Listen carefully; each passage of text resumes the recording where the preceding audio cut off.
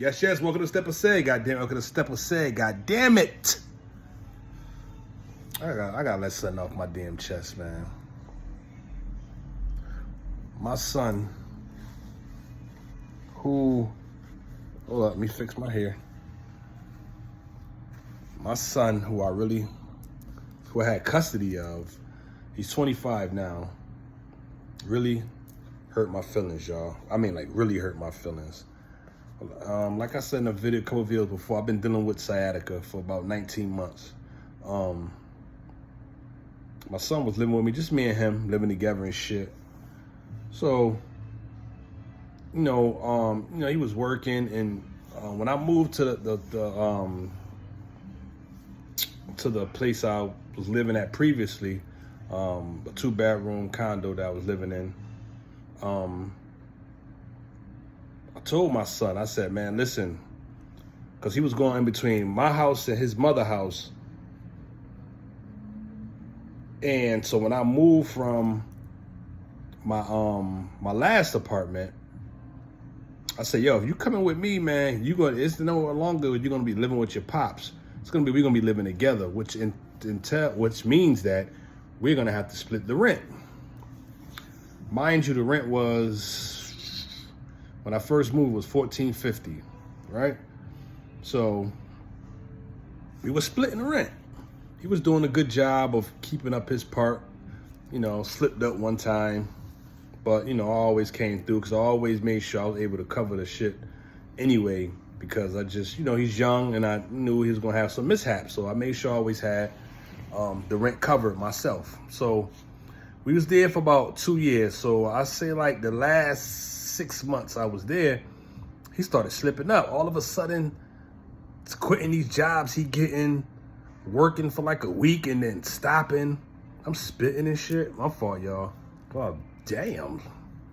Stupid ass lips. Anyway, so I tells my son, I'm like, when I started feeling myself, they gave me the epidural shot, which kind of lowered my pain from like a 10 to about like a 3-4. So I was able to go back to work. So I had left out of work, and I was out of work for 6 months, but I ended up going back. So the last like 6 months, he was slipping up, not wanting to work and shit. And I was like, yo, listen, I said, I'm gonna have to leave work because I'm feeling this pain coming back, and it's hard for me to do my job with the pain. So when I knew I was about to quit work, I sat him down. I had a real deep conversation like, yo, I need you, man. I need you to really step up and make sure you got your part of the rent. Because mind you, I was paying the rent by myself for like the last 4 months that we were at the house. So mind you, he owed me over $2,000 from his portion of the rent from those months, like $2,400 or something like that. He just owed me the money. So sat him down. I said, yo, listen, I got to stop, working. So I need you to kind of just hold your part down. And I get my part. I ain't asking him to pay the whole thing. So I understand he's 25. And at this time, our rent went up from $14.50 to $16.35. Well, $50 of it was because I went month to month. So I was in the process of purchasing a home, which I had to put on pause. So I had to leave work. And I was like, yo, Mook, listen, man, I need you to really cover up your end, man. I'm out of work now. He was like, all right, Dad. You know what I'm saying? You got to hold this job down. Do not stop working. I really need you now. Okay, Dad, I'm just. So ever so often, I'll be looking at the time. He had to be to work at 11 o'clock in the morning. So I've asked him, you going to work? Oh, yeah, I'm getting up. Always late. And something told me, I don't think this motherfucker got a job no more. He was always leaving out of the house all late, like he was going to work. So I asked him again. I said, yo, Mook, listen, man, I need you to really step up, man. If you don't got a job, let me know so I can know what I got to do on my end. Cause I'm not gonna stay here and be paying $16.35 by myself. I'm not working right now. So he said, no, Dad, I got my job. I'm like, all right.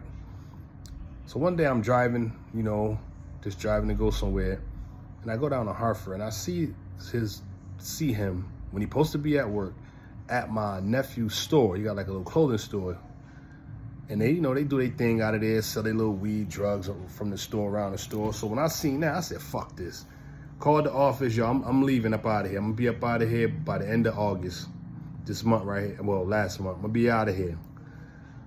So he came, he seen me, Pat, Dad, you leave. I'm like, no, I'm out of here. I can't afford this shit. I can't afford this shit.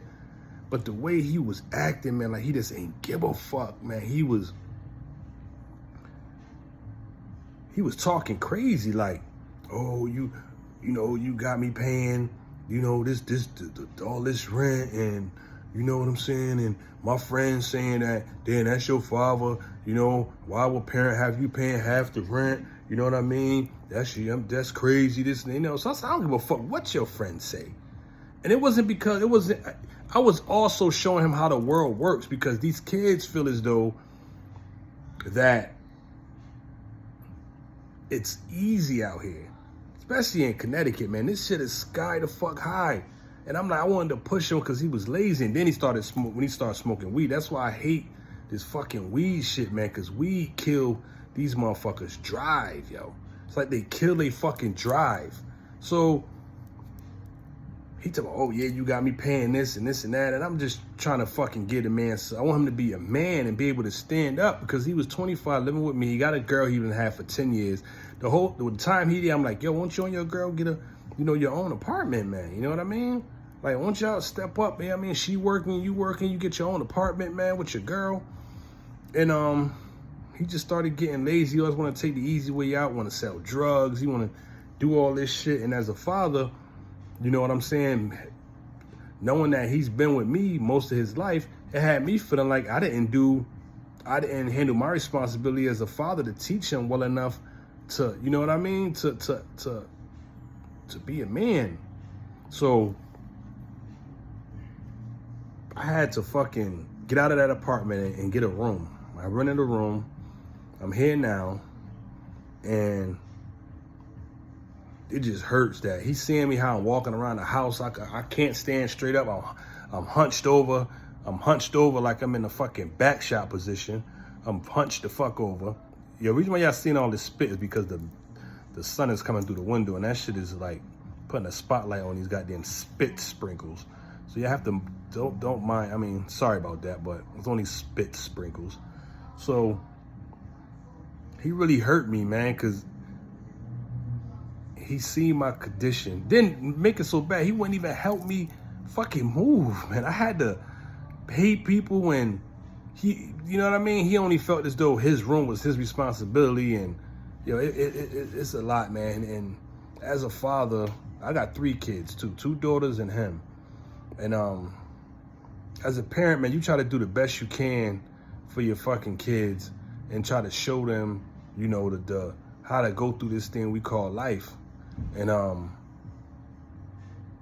the way he started acting, me going through what I'm going through now, the shit really hit a nerve with me, man. It made me, it hurt me. It hurt me deep. It cut me, because I did whatever I could for that boy. Whatever I could for that boy. And I always worked. And I led by example. Was I perfect? No. You know, I done had PCP addiction, Percocet addiction. And to be totally honest with you, I'm back on them fucking Percocets right now. I am. Because this pain is just so much. And I need some type of relief. It's not even really helping with the actual pain. It just kind of relaxes me to be able to go to sleep a little bit, because this pain sciatica pain is crazy. And he's out there now. He moves with my nephew. My nephew got low income housing. His rent is only fucking $700. So I guess they're gonna split it $350. And it just really hurts to know that he want to leave his father, knowing that this is probably one of the lowest I've been in my life. I had one time earlier before when I was in a car accident where I broke both my legs, but I was actually with his mom at the time. So we kind of was, you know, teamwork. And now that I'm single, just me and him, now it's just like, I'm sitting over here just trying to figure out what I'm gonna do, because it's just me. And we know we love our kids. We really do. We love our kids and we hope for the best for them, but he done really changed how I feel about him. I still love him, don't get me wrong. But if that boy ever go to jail and call me, ask me for any help, I'm gonna say fucking no. Don't call my phone. He doesn't know the type of strain he done put on our relationship. And I don't know if that's right or wrong. I just know that I'm at the second lowest I've ever been in my life. The second lowest. Third lowest, because I lost my mom, grandmother, nephew, and cousin in 2022 within a 6-month period. Then I got sciatica January 2024. And I've had it every single day, pain every single day. And he's seen the suffering I was going through. These fucking kids, man. Us as parents, we put what we can into these fucking children, and then they fucking stab us in the back, or they do something to, to show, sometimes do shit worse than your fucking enemy. Comes from your family a lot of the times. And this is my fucking son. My son.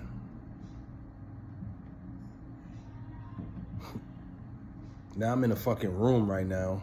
Was in the process of buying a home. Telling him that, like, listen, man, I'm getting this house. I'm trying to get these homes, and that's the thing I'm getting into, to start purchasing homes so I could leave y'all, my kids.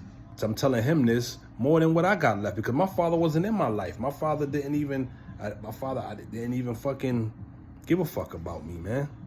He wasn't in my life at all. At all. And I'm in my kid's life. And I was in his life, to be honest with you, more than I was even in my daughter's life. Because when I stopped dealing with their mother, she developed such a hate for me that she ain't ever keep the kids away from me, but it put a strain on me and my kid relationship, because me and her, I told her, let's just be friends so we could co-parent, but she never wanted to talk to me, never wanted to nothing. Always had to talk to my kids directly, which is cool. But when they're younger and we have to communicate as parents to kind of, look after their well-being, I didn't have that with their mother, my daughter's mother. So my son, mother, and I always had a good relationship. So we was able to co-parent, and was able to do, was be in my son's life more than I was even in my daughter's life, which is wrong, and I feel bad about that. So for him to do what he's done to me in my time of need right now, this shit hurts, man. The shit really do hurt. And I know people out here who've been through, this kind of the same things, or just as far as your kids really letting you down, or your kids really sometimes kicking you when you're down. And I feel like he's kicked me while I was down. You couldn't hold a job for like 3 months, man, and pay your part of the rent for 3 months. They want to argue with me, talking about, my friends say, how your father gonna be charging you half the rent and this and this and this and that. And sometimes I did think that I was wrong. I don't know if I'm wrong or right for making him pay half the rent. In my eyes, he was helping, and he was kind of learning how the world works. You can't live anywhere. He wants shit free. That's what he wanted. He wanted shit free, and he was a klepto. He had went through a point that I know he still got it in him, where he was stealing from his mom, stealing from his grandmother, stealing from me, just stealing. He went on this super duper sticky finger episode where he just was just taking people's shit, man. And people calling me, your son stole this, stole that. Like, this became a fucking thief. Embarrassing to have to deal with that. I don't know what's got into him. I really don't. But I know one motherfucking thing. He did that he hurt me to a point where he's gonna see. He's gonna need me. And am I wrong for not giving a fuck if he need me? I'm not going for it. Steppa signing off. Love y'all.